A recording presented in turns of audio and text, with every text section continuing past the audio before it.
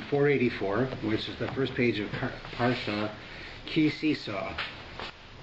It begins, Hashem says to Moshe, KiSisa es rosh b'nei Yisrael l'bigduhem v'nasnu ish kol for nafsho. Each person is going to now, at this point, we're going to make a census. We're going to count how many people there are. Right? We know how many left Egypt, and now we want to know how many people there are now. So we'll notice that you do not have a census counting people, even when you have a census. It says here, what they're going to do is they're going to count a coin, half a shekel. Every person will give half a shekel to the communal box, right, that we have, to the charity, and they'll count how many shekels they have, rather than the number of people. We see an important thing, that there is definitely a concept that the Almighty does not want us counting people. We see it, right? You see it a lot of times when you talk to someone, like they'll say, how many grandchildren you have? They'll say something like, I don't have 9.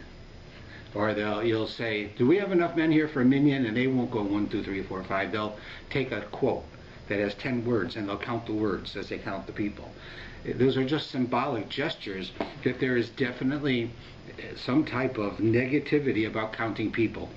We understand that the message that we learn from, there are many messages, but one message that we learn from this is that people are unlimited. The potential of a person is enormous. Right? A person is what you'd say is infinite rather than finite. Right? In the real physical world, they're finite. I mean, I am what I am. I'm not two. There's no two of me. I'm finite. But in a philosophic sense, we are infinite. We have the ability to do anything, to become anything, to work on ourselves, to change. Right? We have the ability to be able to wipe out our past and recreate ourselves. We have this ability. We are in that way infinite. And the Torah is sending a message to the large body, be it the nation, the city, the organization. The people who you have within your group are not numbers. They are people, and they are infinite. So it's not that you are looking for 10 men for a minyan, right? You are looking for 10 individuals that constitute a community, but those 10 individuals themselves are not a one. They're infinite. You can't say you're 1, you're 2, you're 3, right? It's only it's in words only, right? Because there is 1, 2, and 3, but it's telling us a very important message of how to relate to people. You don't relate to people as a number. You don't relate to people as a finite thing.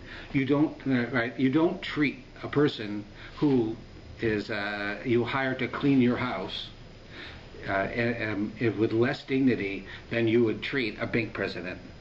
They're both people. They both have infinite abilities. They both can do amazing things. They just have different ways of doing it and different levels of knowledge, money. But when you look at a person, you don't judge a person by what they have.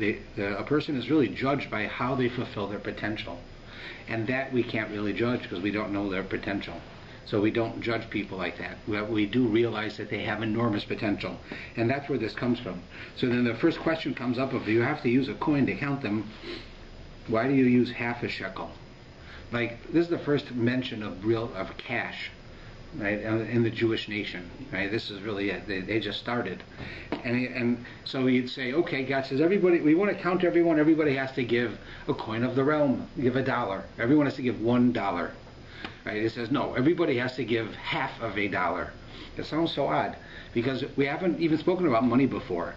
And already, if God was going to say the first type of money is half a shekel, so then let's make us a type of money, currency, that is worth half a shekel. And let's call that a shekel. Why are we immediately making reference to cash and not making reference to the significant full amount of cash? We're using half a shekel. Everybody is half a shekel. So it's telling us another important message, which is, although you are infinite and you have the ability to be anything you can be, one thing is for sure, you can't do it alone. You need to do it with someone else. So you are only completed when you are with someone else, with more people, another individual. many people, whatever it is, be it a life partner, be it a person that you grow with, you study with, whoever that person is, that completes us. You are not complete when you're just by yourself. You're not complete when you are when you are like a finite thing. We are infinite, but we cannot do it alone. And that's what that message tells us. So therefore we give half a shekel. Now if you look in the Hebrew, one of the interesting things is there's I think it's called a palindrome in English. The third line, the third word. The word there is venasnu. And that means, and that you will give. That is, each person will give a coin in order, which is half a shekel, towards the communal needs, the community needs, that pay for sacrifices and other things like taxes. Every person will give this, right? So this word venasnu, if you notice, it's written the same way backwards as frontwards, right? It's the same thing. Where's the word? Venasnu, third word in the third line. The second line, third word in the second line. Okay. Venasnu. It's the same way backwards as forwards. We have words like that in English also. But this one is telling you also a message, which is when you are going to give tzedakah, when you give of yourself for something else, you give of your money for a better purpose, you give of your time for a better purpose, you give of your feelings for a better purpose, you are giving, but you are receiving much more than you give. So therefore, whatever you give, you get back much more. So the word venasnu, to give, it works in reverse. So I'm giving it, but I'm really getting at the same time. I give and I receive. Oh, look who's here. Terrific. So whatever you give, you get back.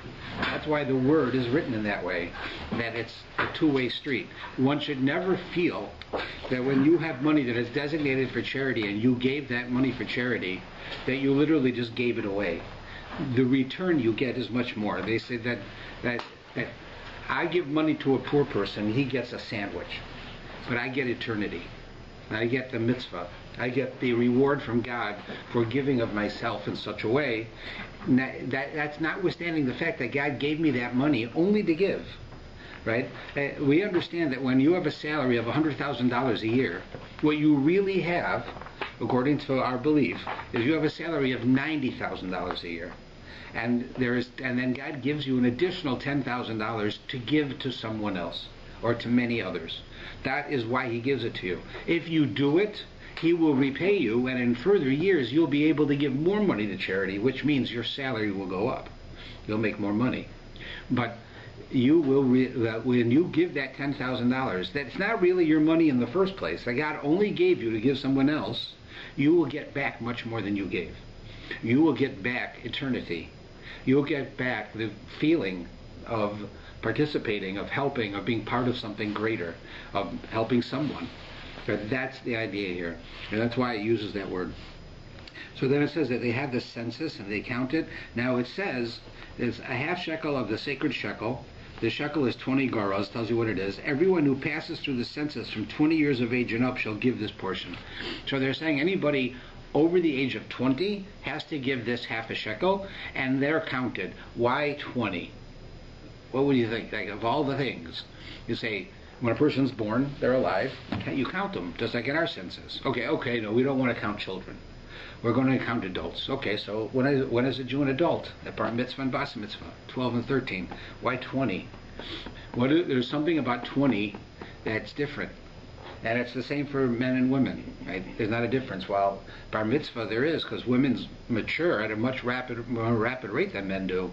So right, intellectually, spiritually, emotionally, they're much more physically, they're much more mature than boys are at the same age. But when it comes to this, it's 20. So what the idea is that the age of 20 is the age that the Torah tells us when you are communally responsible. That means that you are now responsible to the community. Up until bar mitzvah, you're not responsible to anyone. You take care of yourself and you prepare for adulthood. As soon as one reaches bar or bat mitzvah, they are now entering adulthood. They are now responsible for themselves. Even if someone takes care of them, they still are responsible for themselves. But when they reach 20, they become responsible as a part of the community. That, for instance, they would go to war. When they're under 20, they wouldn't go to war. Right? So at that, the age where you're required. So here it says anybody who's the age of 20. So they're counting here the nation. So they're counting the people who are responsible to the nation. That's why you're saying 20. Now we'll notice later on, I think it's in the next week's chapter, that we count the Levium, the tribe of Levi. And there it says you count them separately from this group. And the tribe of Levi is counted from 30 days old. Everyone else is 20 years old. But Levi, which includes the Kohanim, is counted from 30 days. Big difference, right? 30 days and 20 years. And if I told you the whole reason they're counted at 20 years is because now they have a responsibility to the people. They are now part of the Jewish people, and they have to go to war, and they have to take care of the people. They're not just for themselves or their family, now that the people. How does a 30-day-old baby be responsible for anything? So that reason doesn't apply now, right? It really doesn't. The answer is actually it does. Because the difference between the tribe of Levi and every other Jew is the tribe of Levi's life is prescribed in general, not in specific. In general, a Levi is either a Kohen or a Levi, because all Kohanim are Levi. So if you're in the tribe of Levi, either you're a Kohen and your life is dedicated to working in the temple and living the specific holy lifestyle, or you're a Levi and your job is to assist the Kohen who works in the temple. And therefore the Torah says that anyone from the tribe of Levi is responsible to the community from the moment they're born. While another Jew is only when they reach 20, adulthood. But from the moment they're born. So if it's the moment they're born, why do we say from 30 days on? Right? That's not the moment they're born, that's 30 days. Because the answer is the Jewish law says that until a child is alive for 30 days, the child is still questionable if it's going to live. In other words, a baby's life, especially in ancient times, a baby's life is so precarious that the first 30 days of life, it still does not have a basis that it's going to continue to live. It's so easy for it to die at that age that they say that the Torah says a baby has to be 30 days old, then all of the rules apply to it. So for instance, if a baby would die at after 15 days, you don't sit Shiva for the baby. You bury the baby, you take care of the baby. The baby is born dead. They bury the baby, but you don't mourn for the baby. But if it was 30 days old, you do. At 30 days, this changes. That's what it's telling us. At 30 days, that's what made a Levi an adult, because he was now, until he's 30 days old, we don't even know if he's going to live. At 30 days, we have reason to believe he's going to live. And therefore, they start at 30 days. So that's just a bit of a factual explanation. Okay? Now, we go on with a couple of descriptions of things, but I want to get to something which is really the central part of the discussion. First thing is, if you look at the beginning of chapter 31 on page 489, here it says that Hashem spoke to Moshe and he says, "See, I have called by the name Bezalel, son of Uri, son of Hur, of the tribe of Yehuda." What's he referring to? This is again out of order. Remember I spoke about before how the Torah is not a history book, even though it has history. Sometimes it's out of order. This parsha really should have been 3 parshas earlier, because this is the story of the golden calf, and the last 2 parshas are the ramifications of what happened with the golden calf. And another thing here is we're introduced to a person named Bezalel. Bezalel is the mastermind behind building the temple. He had a gift that he could do any artistic or engineering work, just he naturally knew it. He knew that God gave him a gift that he would have this knowledge. So if you needed to build something out of gold, he knew how to work with gold. He knew how to do macrame. He knew how to knit. He knew how to dye wool. He knew how to create a building, right? All innately. That's why, for instance, today you have in Israel, you have the Bezalel School of Art. That's what it's called, the big art school. It's named for him, because he had this innate God-given ability that God gave him, and therefore God said he's going to he's going to be the guy behind it. He's like the general contractor. He knows everything, and he's going to be behind it, and he will cause everyone to do what they need to do. So here it introduces him when actually we've already been using him for the last 2 parshas, the last 2 weeks. We talk about him. Now, one of the interesting things is that he's not referred to in the way most people are. Most people, when they're introduced to us in the Torah, they're introduced by their name and their father's name, right? Like it would say, Bezalel, son of Uri, which is what it says, right? But it goes further. It says, the son of Hur, of the tribe of Yehuda. So Bezalel's father was Uri, Uri's father was Hur, and Hur came from the tribe of Yehuda, of Judah. So they're telling you at least his grandfather, his father and his grandfather, which is not normal. They should tell you his father, because that's how you recognize a person, right? There could be a lot of people named Bezalel among the Jewish people, so you had to give him a last name. The last name was his father's name. Right? By the way, many cultures do this. If you know any, like Russian Jews, it's very common. If their name is like Rabinovich, it means son of Rabin, right? If somebody's Leviovich, Levich, something like that, then it's son of Levi. Sharovich, the son of Asher, right? You have that in many different cultures. So in our culture we have it also, but here they go one more lane. Why does God add the name of his grandfather? So the answer is that he brings the name of his grandfather because it's giving you the answer as to why Bezalel received this gift.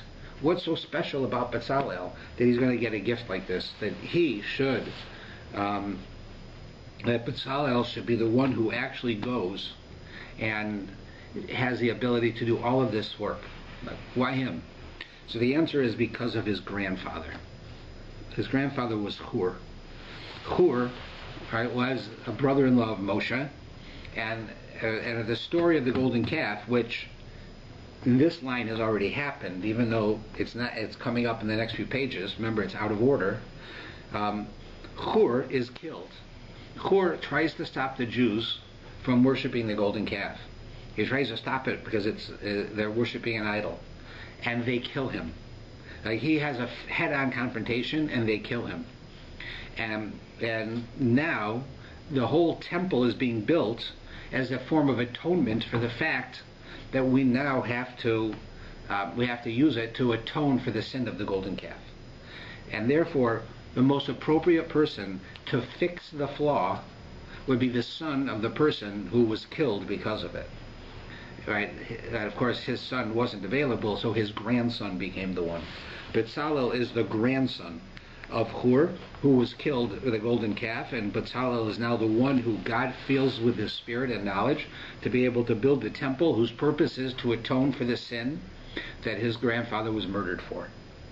And that's why it was him, and that's why it gives us the extra name, not just the father's name, but it tells you also the grandfather's name.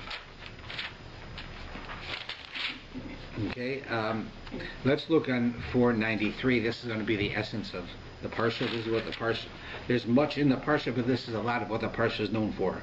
493, chapter 32, last line on the page. The people saw that Moshe had delayed it in descending the mountain. What's going on? Moshe, now we're going back to the story of receiving the Torah. Right? Remember, we had a number of weeks ago the PARSHA where we get the Torah. Moshe goes up the mountain. Now the next week should be Moshe coming down the mountain. That's what this is telling you here. That's why I said it's out of order. Right, so here Moshe is up on the mountain for 40 days. Before he goes up, he tells the Jewish people, I'm going to be gone for 40 days. I will be back in 40 days. Don't worry, I will be back. He's their leader, right? They're very afraid to be on their own, like little children. So I'll be back. And it says, the people saw that Moshe was delayed in descending the mountain. It's the 40th day, they wake up in the morning, he's not back.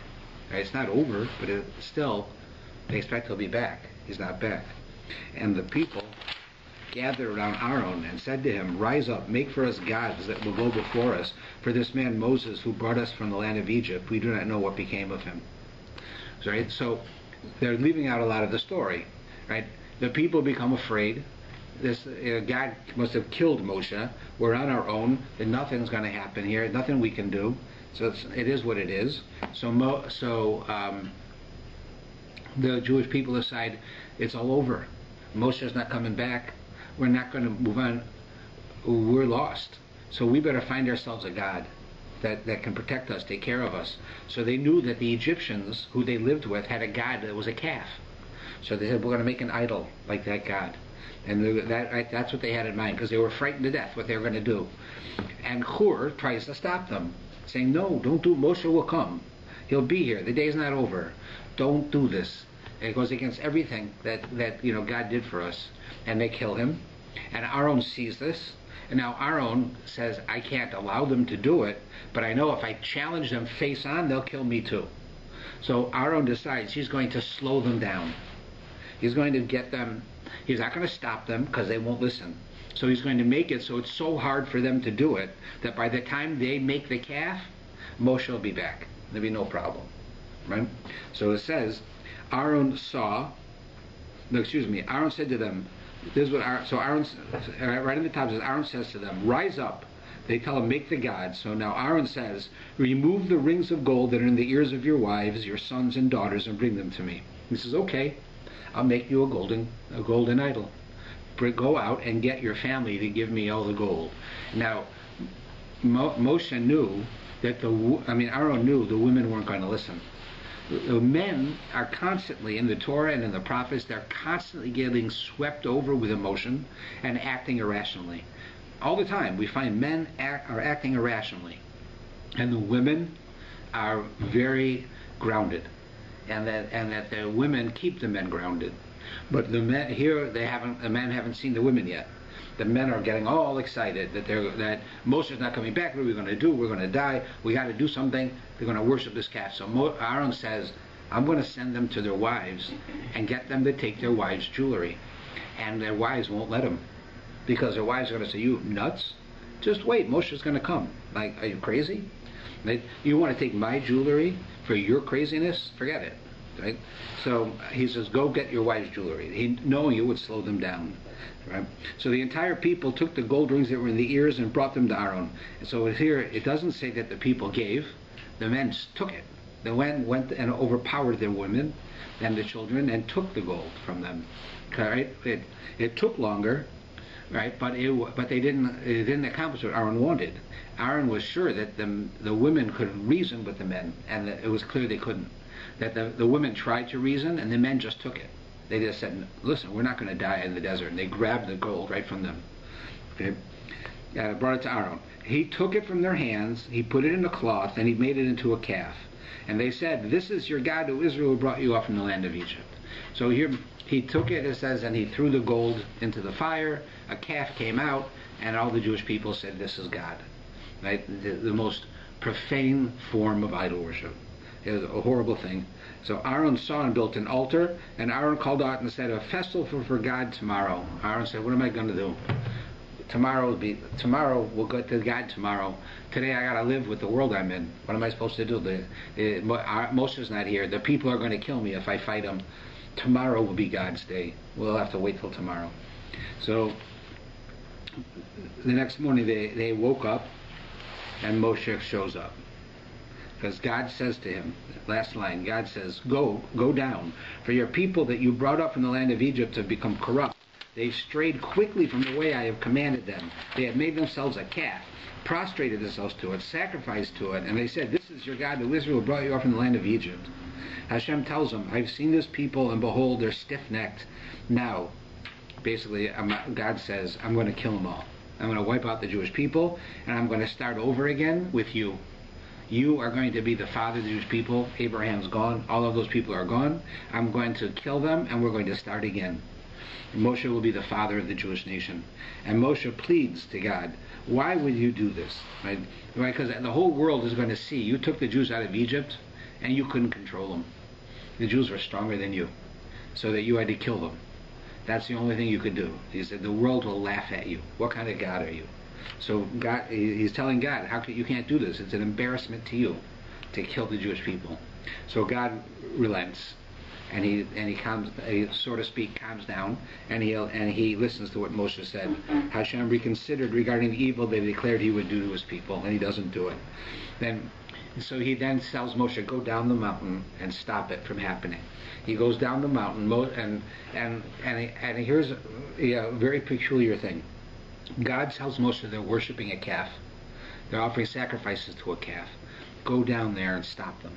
So it says, Moshe turned and descended from the mountain with the 2 tablets. So he's holding the 10 commandments. He's coming down the mountain, right? And then he tells you what they're like. Tablets written on both sides. They're inscribed on one side and on the other. The tablets were God's handiwork. The script of God engraved on the tablets. Joshua heard the sound of the people, and he says to Moshe, the sound of battle is in the camp. That the people are celebrating with this calf. Joshua is not there. He's with Moshe. He says, it sounds like there's a war. Like something's wrong. Right? So he said, not a sound shouting strength, not a sound shouting weakness, the sound of distress I hear. And it happened as he got closer, he saw the calf and the dances, that Moshe's anger flared up, and he threw down the 10 commandments. We know that he smashes the 10 commandments. In doing so, the people realize that, they're shocked. They see him come down, he's actually alive, and he takes the 10 commandments that God gave him, this very precious thing, and he smashes it in front of them. Right? It's like, you imagine if a bunch of kids are fighting over who gets to play Nintendo, and you take the Nintendo and you smash it in front of them. They're going to stop real fast. Right? They're going to stop fighting over it. Now, I'm not saying necessarily did you act correctly, but I'm showing you an example. It's different with Moshe. So what happens now is Moshe smashes the 10 commandments, and it shocks them. So the first thing that we have to wonder is, God told Moshe they were worshiping a calf up on the mountain, right? He comes down, he sees them doing it, and he gets angry and he smashes the 10 commandments. Didn't he know they were doing it? Did he not believe God? He had to see it for himself. Shouldn't he have already gotten angry and acted out immediately when God told him? God says, your people are worshiping a calf, go down there. He goes down there, he sees it, and then he gets angry. He should already be angry, he should already be trying to fix everything, but he doesn't until he sees it himself. So what's the difference? Why is he doing it? Because the words are different. If you look at the wording closely, you'll see that God tells Moshe that Jewish people are worshiping a calf. They're offering sacrifices to a calf. When Moshe goes down, he sees them dancing around a calf. And that's the difference. When God tells him, Moshe thinks the Jewish people are worshiping a calf. They believe now, for whatever reason, that this idol is God. They're corrupted. He said, but it's a logical decision. I didn't come back. They think there's nothing left for them, so they're going back to the ways of their master. And if I come back and I tell them, they'll understand it'll be over.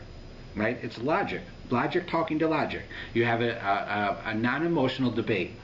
But when Moshe gets down there, he doesn't see them worshiping the calf and offering sacrifices. He sees them dancing. They're dancing around the calf.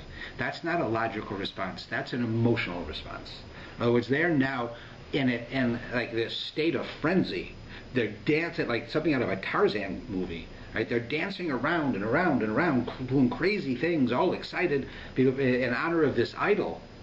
And Moshe realizes there's no talking to these people. There's no logic here. This is emotion. So he has to respond emotion with emotion. So he smashes the 10 Commandments, which is an emotional response. And that emotional response is so strong that the people stop and realize where they are and what they're doing. And it changes right there. Because of that response. You have to realize how enormous this was. God gives him, in the history of the world, we don't have anything like this, God takes 2 sapphires, giant sapphires, and he writes on it these 10 various commandments that he gives us. 5 on one, 5 on the other. Right? As describes to us, it is a miraculous object. It says that no matter which direction on the cube, you have 6 different directions. You can look at a cube, right? 4 sides, top and bottom. Whatever way you looked at it, the words were inscribed in the way you could read them. No matter what way you looked at it, you could read it. You could turn it, and you still could read it. You could turn it over, you could still read it. It was never backwards. And not only that, but the words, they were etched into the stone through and through. So they went straight through. But yet when I read it from this side, it was correct, and I turned it around and read it from this side, it was correct, even though I could see it's going through and through. And not only that, there's some of the letters, like the letter O, and you cut it out, so you get rid of the O, but you got the thing in between. You got the thing here. That's a piece of stone.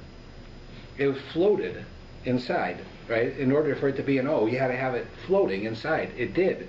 And in every direction, it looked like it was floating in the right direction.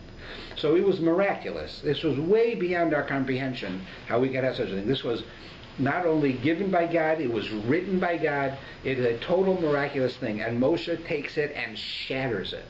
He destroys it. We've never had anything like it before, and we never get anything like that again. When we go back to the Ten Commandments, they're not the same the next time. Not only some of the words change, but Moshe wrote them the second time. God tells Moshe, you write them. The first time God wrote them, and he gave them to Moshe. They were very different. So imagine that he took upon himself to destroy these in order to calm the people down. But how enormous that was for him to do on his own. He did this on his own. It says in the Talmud that God says, the action that you took for yourself, good for you. It says, good for you. It was a good thing you did. You saved the Jews. Because you smashed those 10 commandments, the Jews realized what they were doing and they stopped, and you saved their lives. Because he got punished. He didn't get punished for this. He was punished for hitting a stone with a stick. So, but this whole story is very odd. I mean, he smashes it, and God doesn't tell him to smash it. He does it on his own, and God tells him it was good what he did. So the Medrash actually tells us that when he was coming down the mountain, Aaron and Yoshua saw him coming. Well, we know Yoshua was with him. And Aaron comes up to him. He sees, right, Moshe sees what's going on. He wants to smash the 10 Commandments, and it says that Yoshua and Aaron each held his arm to stop him from doing it. They didn't want him to do it. And nevertheless, he used all his strength to do it against their wishes. Like they were holding his arms, right? One man on each side, so he couldn't throw them. And yet he took all his strength and he did it anyways. And God still says, what you did was right. Now, according to Jewish law, the majority wins. If Yoshua and Aaron both said you shouldn't smash it, and Moshe said you should, the majority should win. Not that Moshe should win. But here we see Moshe was ultimately right in what he did. They felt, because of who they were and the way they looked at the world, that we can fix this. And Moshe said, these people are reacting emotionally, we have to react emotionally, and then we can fix it. But if you don't deal with this, if we don't get rid of this spirit that's going on in the air, we'll never fix it. Right? That's what we call this today is called mob mentality. Psychologists refer to this where you could have an individual, right? And you're standing somewhere and you see a bad, let's say, someone go over and punch a woman and take her purse.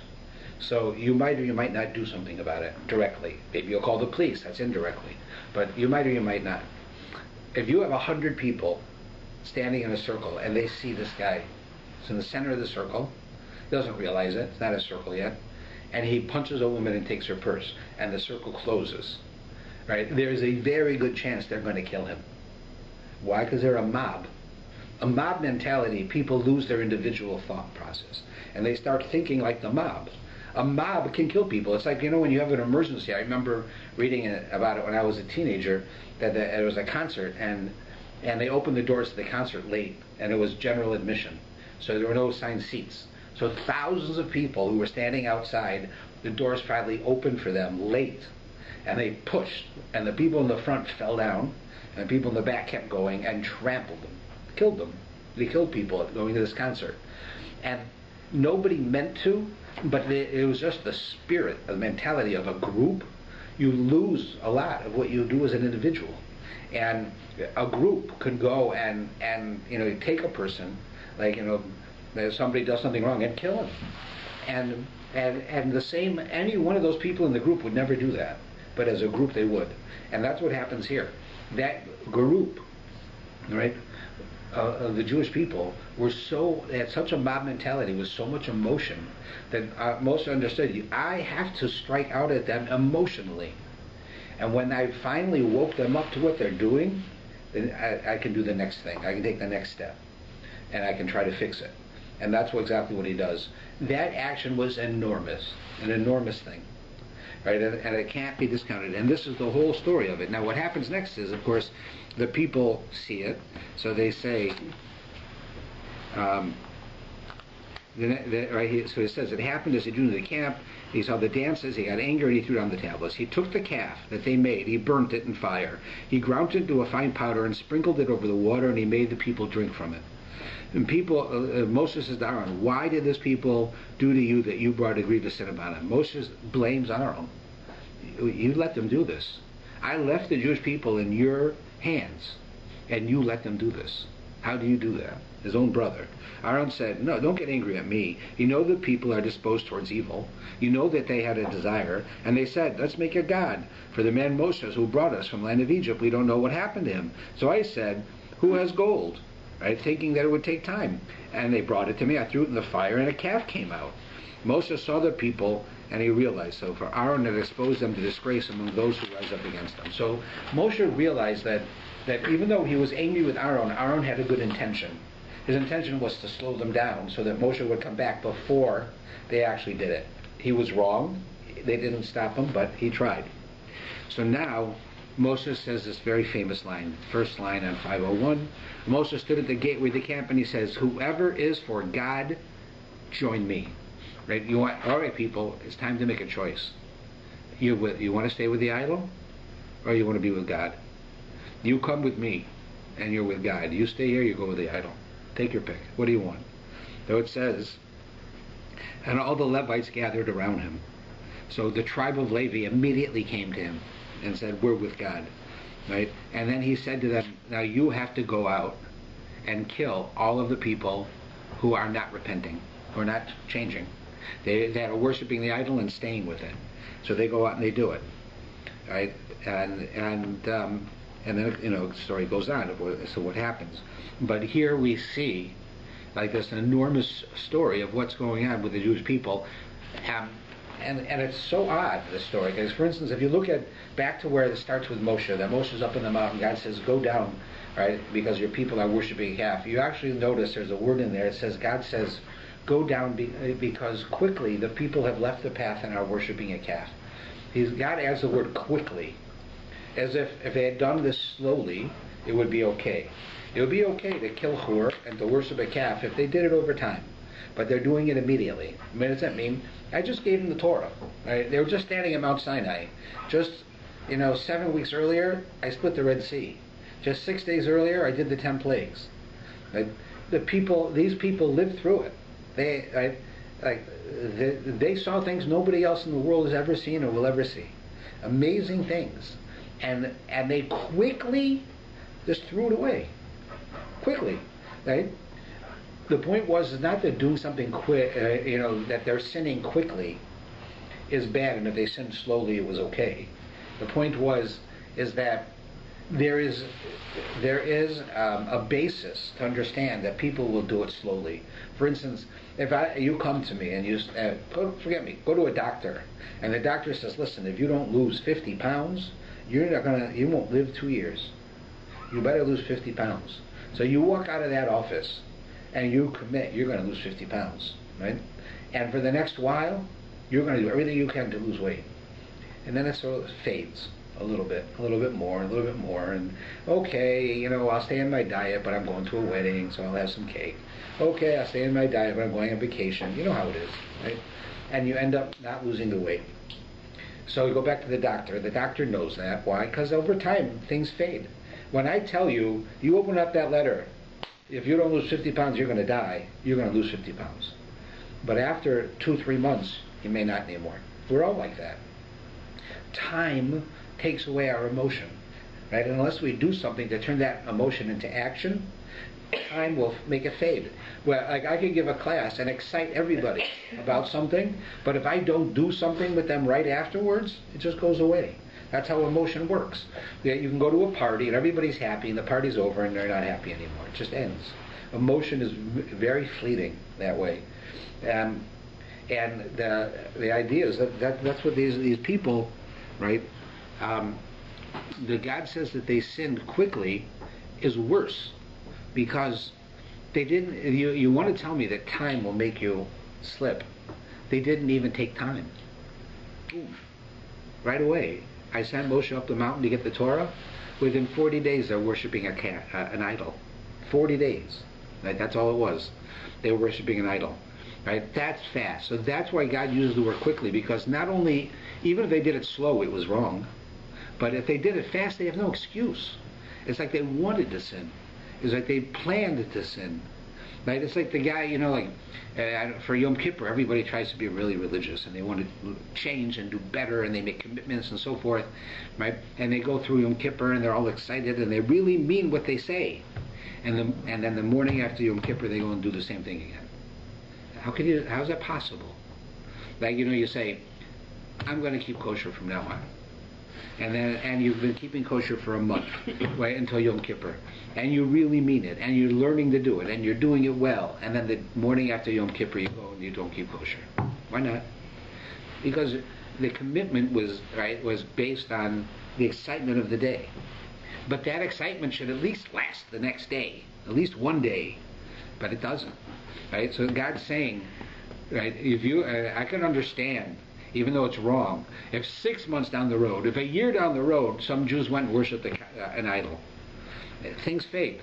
But I just did it. I just gave you the Torah. I just split the Red Sea. I just took you out of Egypt. And already so quickly?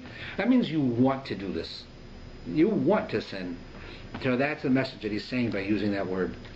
And this story of what happens here with the golden calf changes the whole Jewish world, because up until this point things were different. I'll give you a couple of examples of what happens.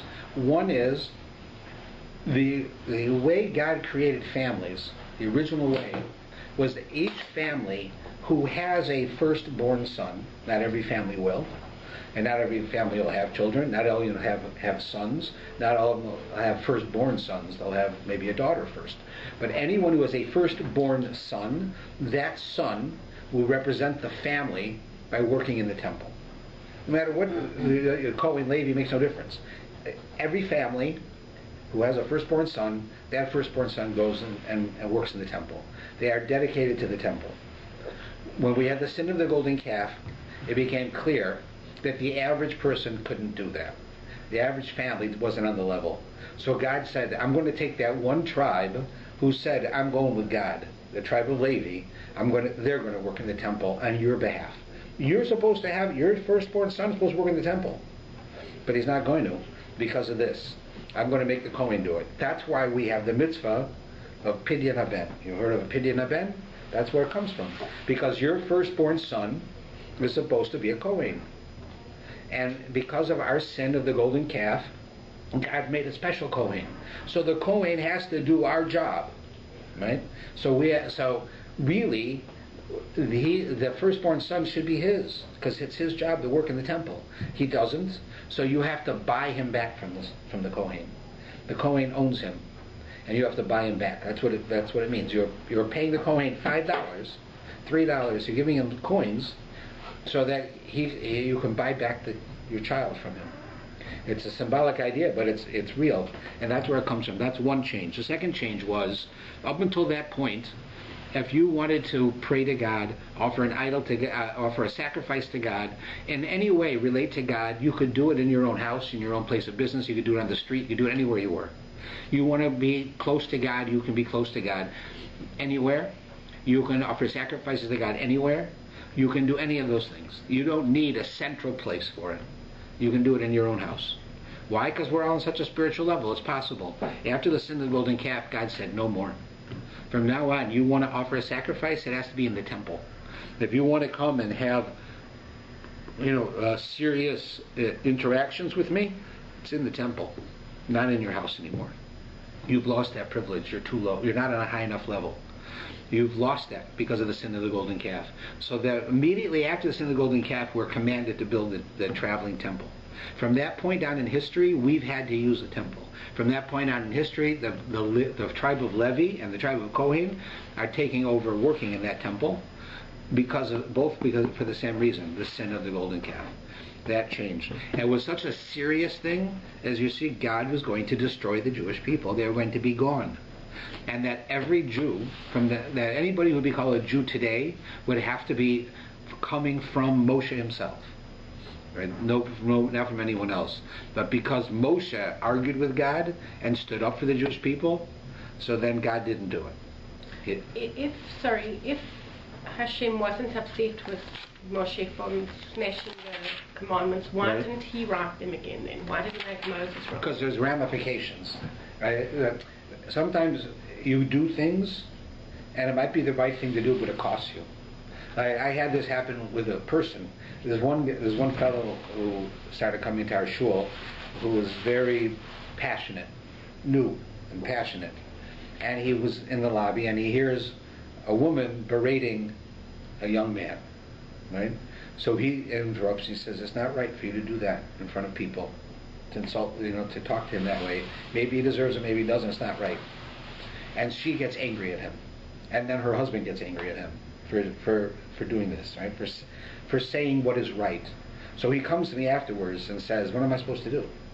So I said, You follow the Torah, and what is not wrong what you did. Maybe the method was wrong. Maybe you should have found a better way to do it to accomplish your goal. But what you did, the action was right. But there's ramifications even for right actions. The ramification is that it could be that those people won't listen to you, and you will have caused animosity with them. You're not going to have a problem with them, even though what you did was right. Right? So that says that even when you do the right thing, there's sometimes a price. It doesn't mean that you're going to be punished or somebody's mad at you, but even in the simple level, if I have to give away $10,000 a year in tzedakah, and I give it away, I don't have it. Even if I get back more, I still don't have it. I gave it away, so there's ramifications to my actions. Right? I don't have that money. If I invite someone to my house to have a meal, the food that they ate, I can't give to my child the next day. They ate it. There's ramifications. Is it worth it? Sure, but it's ramifications. So when Moshe did the right thing by smashing the 10 Commandments, because what the Jews did, God said there are ramifications for what the Jews did. Even though Moshe was right, the ramifications are you're not going back to where you were. I will forgive you eventually, but you will not be the same. There'll be a difference. Right? Things have changed. You can imagine, after all God went through, and then basically within 6 months, within 4 months, they start worshiping an idol. It's like absurd. But that's what happened. And so he wanted to make sure that was understood. And was Aaron punished? It says in one place that I spoke about this last week. In one place it says he was, in one place it says that he was blessed, because see, God understands gray areas. God understood that what Aaron wanted to do was right, but he made a mistake. Right? The road to hell is paved with good intentions. Aaron thought the only way I'm going to stop them from doing this is to slow them down. It didn't work. But did Aaron actually think he wanted to worship idols? No, he wanted to stop them. So God understood this. So where Moshe gets angry at God, the Medrash says that, at Aaron, the Medrash says that God says, don't get angry at him. He meant well. And because he did this, I'm going to make him the high priest. That's what it says. But then later in the book of Devarim, in the last book, you have Moshe saying that God told him that I was angry with Aaron for what he did. So what do you mean? Moshe gets angry at Aaron, and then God says, don't be angry with him, because this was a good thing he did, and because of it, he's going to be the head of the Kohanim. Everyone who's a Kohen comes from him. And then and then later God says, no, I was angry with him. Well, which is it? It's both. It's both. God said Aaron's action was wrong. Aaron's intent was right. What I'm going to treat Aaron right. What he wanted to do was right. So therefore, I'm going to judge him that way. But there's ramifications. He did something wrong. There is an effect in the world, what he did. Right? You have the story later with Pinchas. Pinchas kills somebody. He kills someone. Right? He killed them for the right reason. The person was going to cause an enormous problem. So he stopped it. And he's blessed for it. But there's still ramifications. That man's dead. Who's going to take care of his family? Who's going to raise his children? Who's going to do the things he was supposed to do? Right? Somebody has to do it. Right? Now his family, who did nothing wrong, are going to have to live on charity. Because the husband, the father, is dead. Did he deserve to die? Yeah, but he died. So there's ramifications. So, see, the amazing thing about God that's hard for us is that we see things in black and white. If somebody says something nasty, you say, that person's rude. You don't mean that they're just rude right now. You mean they're always rude. Right? Even though they said one nasty thing to us. Because we look at people and we see black and white. But God looks at people, He sees what they do, and He knows why they did it. Because He reads their mind. He knows really why. I don't have to ask Him. He knows why the person did it. If they did it with a totally good reason, then He takes that into account. If they didn't, then He takes that into account. So that's really how it works. So now here, as it goes on, we really don't have much time for it, but on 507, God tells Moshe to make the second set of 10 Commandments. If you want to go a little bit earlier than that, there's actually a very interesting point. If you look at the top of the same page, it says, He said, show me now your glory. This is Moshe talking to God and saying, I want to see you. We have this relationship. I want to see you. I want to see what you look like. So God says, I shall make my goodness pass before you, and I shall call out with the name Hashem before you. I shall show favor when I choose to show favor. I'll show mercy when I choose to show mercy. So basically the Talmud says what comes up next. He said, you will not be able to see my face, for no human can see my face and live. But God says, behold, there's a place near me. Stand on the rock, and when my glory passes by, when I go past you, right, you go into an indentation in the rock, and I'll run by you. And then, after I ran by, you come out and look, and you'll see me from behind. That's what He says. Now, of course, God has no body. It doesn't mean physically. So what's going on here? What is this? So Moshe is saying to God the famous questions, why do bad things happen to good people, and good things happen to bad people? Because we just saw it happen. Right? Why do good things happen to bad people? Right? Why are bad people rich and seem to be happy, and so many good people suffer? It makes no sense if there's a God. So He says, God, show me your ways. God says back to him, no one can see me and live. You can't understand my ways. I'm much too sophisticated for you. You won't understand it. In order for God to have you come to this class, He has been doing things for 1,000 years to cause this person to be this person, to have this child, to move to this place, to go to that place and that place, to have that child, to end up coming to Canada, to interact in this way, to have you meet someone and then come here. That's for 1,000 years this has been going on. But it's so subtle, and there's a million other things that He's doing at the same time to the same people, that all these different things should happen, right? That you would never see it. It's so sophisticated. It's not like, if I want to tell you something, so what I'll do is I'll find out what grocery store you go to, and I'll show up there by mistake. Oh, I happen to run into you, right? God will cause that to happen 1,000,000 times, in 1,000,000 different ways, over 10,000 years, and then that will happen. Then I will run into you in the grocery store. That's the difference. He does it so subtly and over such a long time that it looks natural. Right? That's how God runs the world. Right? God said, "You never understand me. If I show you," it says that when Moshe told us, the Midrash says that Moshe was given a prophecy. He woke up one day and he was sitting in the 1st century, way ahead in time, in a Talmud class. And Rabbi Akiva, the teacher, right, is giving the class. And Moshe is in the last row. And the reason they say is that the poorest students were in the back row. So Moshe is in the back row of the class. And Rabbi Akiva is giving a class. And Moshe is amazed at this class. And the Torah now is just coming out of him. And remember, Moshe knew the whole Torah. Rabbi Akiva is saying all of these ideas. And then the picture fades, and another picture comes in. Next prophecy. Next prophecy shows Rabbi Akiva being murdered and tortured by the Romans. So Moshe says to God, this is the Torah and this is the reward? This man dedicates himself to teach Torah and he should be tortured? So God says, you'll never understand me. You don't understand. You can't. A human being is finite. You're human. You can't understand. It's too hard for you. But there is one thing I will give you, so that you'll know that it's real. If you stand in this rock and you go into this place and I'll run by you, you won't understand the thing you see. But then come out of the rock and look at me from behind. So the Midrash says that God showed him the back of his tefillin, that God was wearing tefillin, so to speak. Remember, God doesn't have a body, so it's a story. And he saw the back of his tefillin. That means he saw God from behind. So God says, I'm going to give you a gift. The gift that I'm going to give you is called hindsight. You will not see me when this is happening. Right now, this war is going to happen, and this person is going to die, and you won't understand why. But in 500 years, you'll look back and you'll understand why. You'll be able to see it with hindsight. Right? But when it's happening, you'll never understand. And hindsight takes time. Like today, anybody, in my opinion, anybody who tries to tell you why the Holocaust happened is a fool.